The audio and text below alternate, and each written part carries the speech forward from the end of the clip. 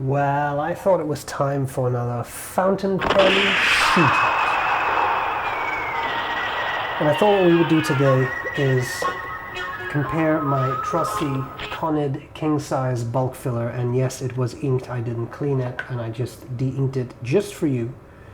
And this is the Kyuseido Kakari that I was sent by a very kind viewer. Now bear in mind, this doesn't come with a clip, that's a Kaweco clip, and usually comes with a gold nib. This is just a Yovo nib, I'm just saying that. So the writing performance, I'm really going to focus on how the pens feel, because that's not necessarily the nib that you would get on it if you were to order one, just to be absolutely clear on that.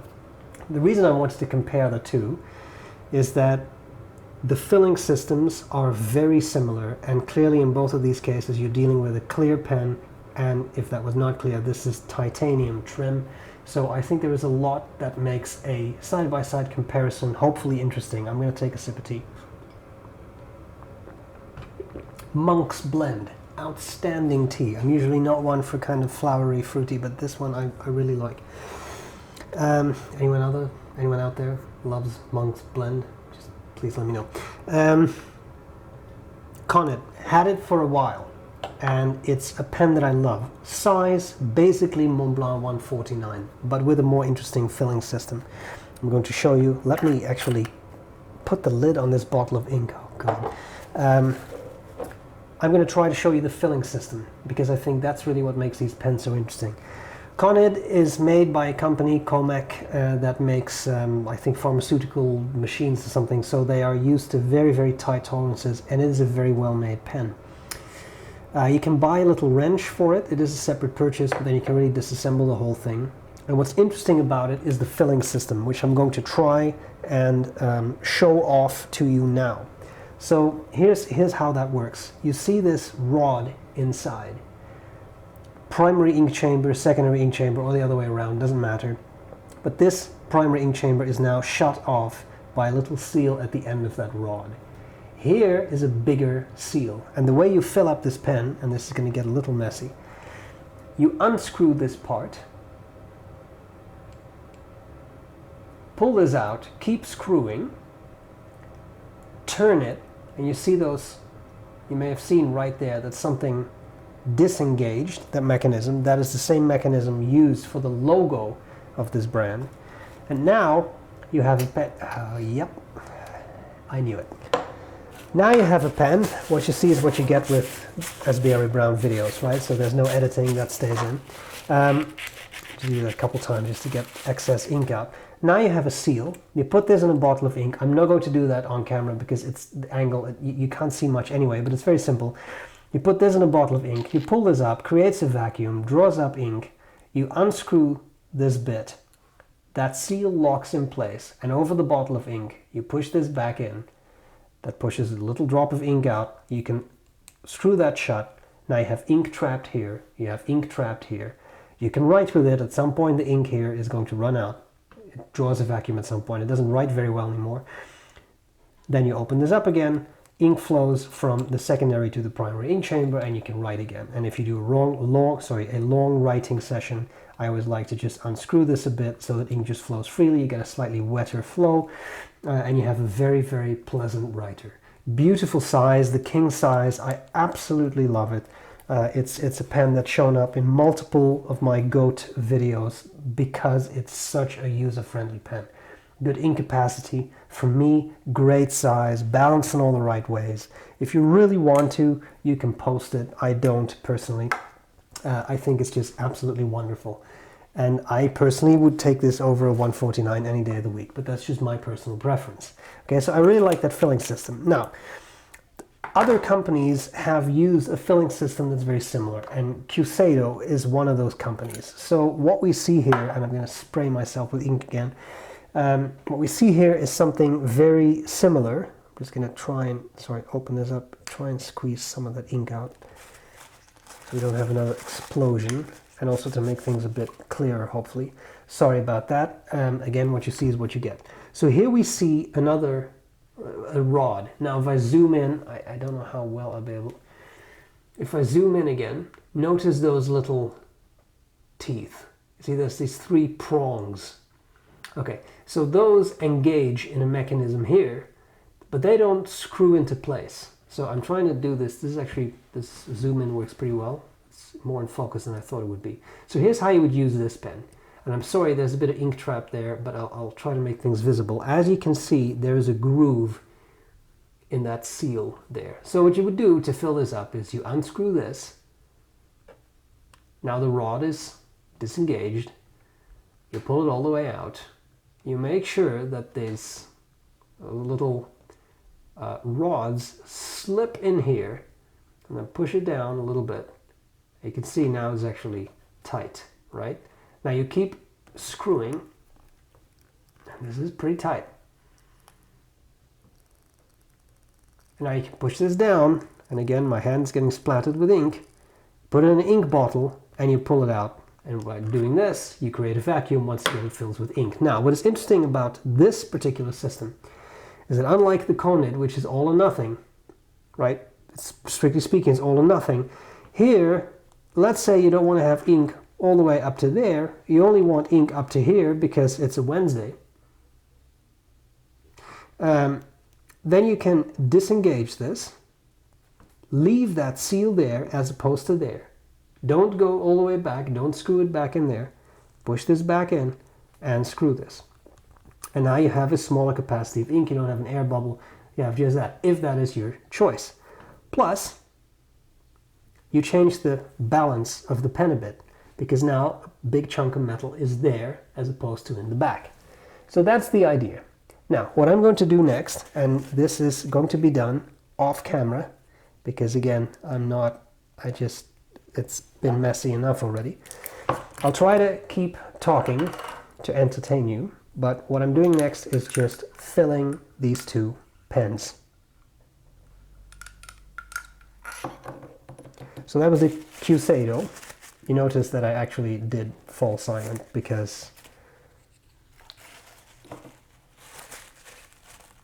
it is something you do have to focus on a little bit. Okay, Kyuseido done. Wipe down. CONID. And again, I'm sorry I'm not doing this on camera, but you wouldn't be able to see much anyway, so you just have to forgive me. Okay, I'm doing this a bit quickly.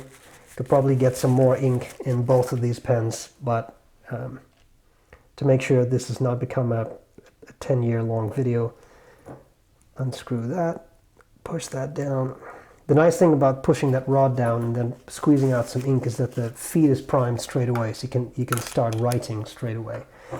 Okay, well then, let's see what these pens look like as they write side by side. I'm going to zoom in so you have maximum coverage here. The CONID. Maybe size-wise, there isn't an enormous difference between the two pens. I'll uncap them so you can really see that. I hope I haven't bored you to death with the filling systems, but I was kind of hoping, if you're considering buying these, you might have questions about that. One big difference is the CONID Kingsize, not the other CONIDs, but the Kingsize has a number 8 Bock nib, and the Kyuseido has number 6, so that's a slight difference. But as you can see, size-wise, they're fairly similar. The Kyuseido just has a slimmer section. The other thing I think we should discuss is price, but I'm just going to leave that for the end while I try and do my sort of likes and dislikes and personal choice. So here we have the CONID Kingsize. This ink is Monteverde Garnet. I fall in love with that one. I think it's a beautiful shade. This is a double broad, by the way, double broad nib. This is 14K. Lovely, lovely nib. I really enjoy writing with this pen. It's a fairly soft nib. I don't push down on it. I don't do any weird stuff. But of course, bear in mind, it's very wet now because I've just inked it up, even though I wiped the feed down a bit. So I won't do any test on wetness because it's not really fair. The feed is still pretty saturated. But normally too, pretty wet writer. And especially this double broad has a little bit of a stub-like quality to it. Very, very nice nib. I get this feeling that maybe Wacko Jacko from Calgary tuned this at some point, but I'm not 100% sure if I remember that correctly. In any case, lovely writer. Even out of the box, that was a nice writer. Okay, then we have the Kyuseido. And in both of these cases, the plungers were down, the ink chambers were just closed off as they, so nothing opened up, nothing there. Okay, then we have this Kyuseido Kakari, FS I think was called. This is just a medium nib, but as I said, bear in mind this it typically comes with a gold nib, and that is, I mean, someone sent me this for free, so I just want to emphasize that is not a complaint. I'm just saying if you buy it, it might write a little differently. What I would like to focus on more, therefore, is how it actually feels to write with these pens. And both of them, because of the titanium,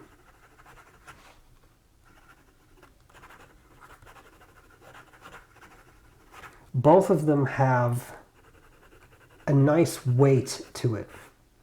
And that's something that you really feel. You feel like there's solid chunks of titanium at the end of both pens. And in both cases, as you write with it, you feel that. Interesting filling systems, as discussed.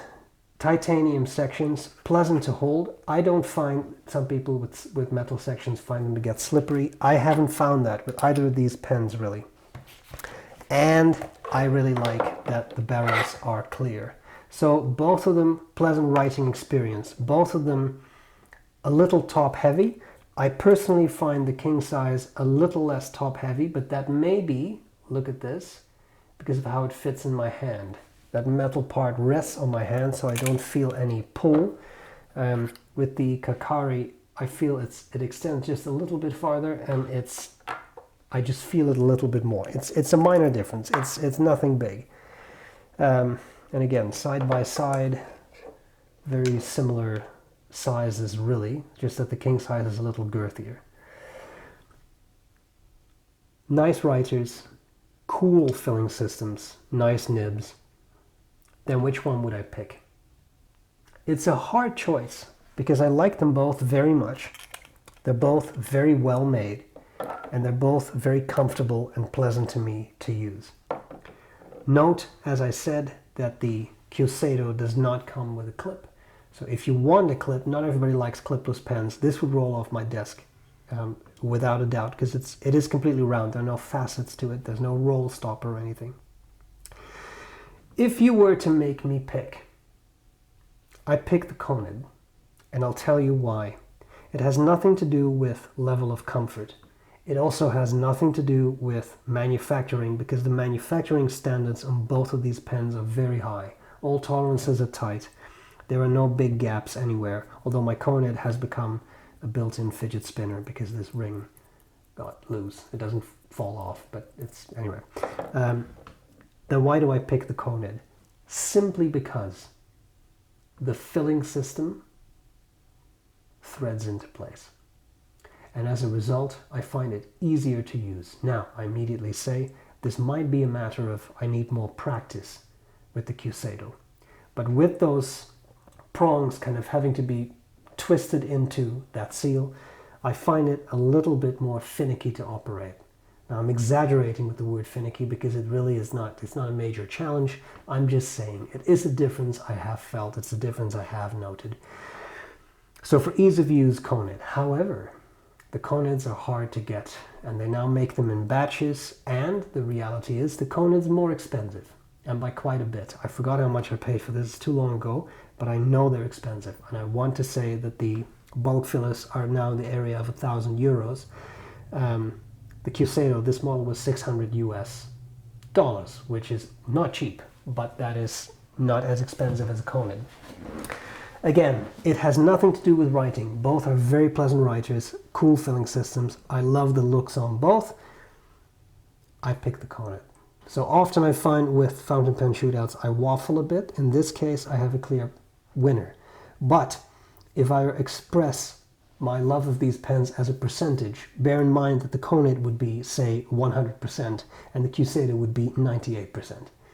So it's not a night and day difference, it's a small difference in user friendliness. And I understand what they were trying to go for, with giving you that option to fill the pen less, but then why would you want to fill the pen less? I don't really understand. And I like that idea with shifting the balance a bit, but I haven't felt that to me it makes a huge difference. But I did say the Kyuseido is a bit more top heavy, so I should experiment more with that. For me right now, the choice is made. Let me know what you think. Let me know which one would you pick. And just for the record, the answer to the question, which of these two would you pick, could be yes, because they're both magnificent pens.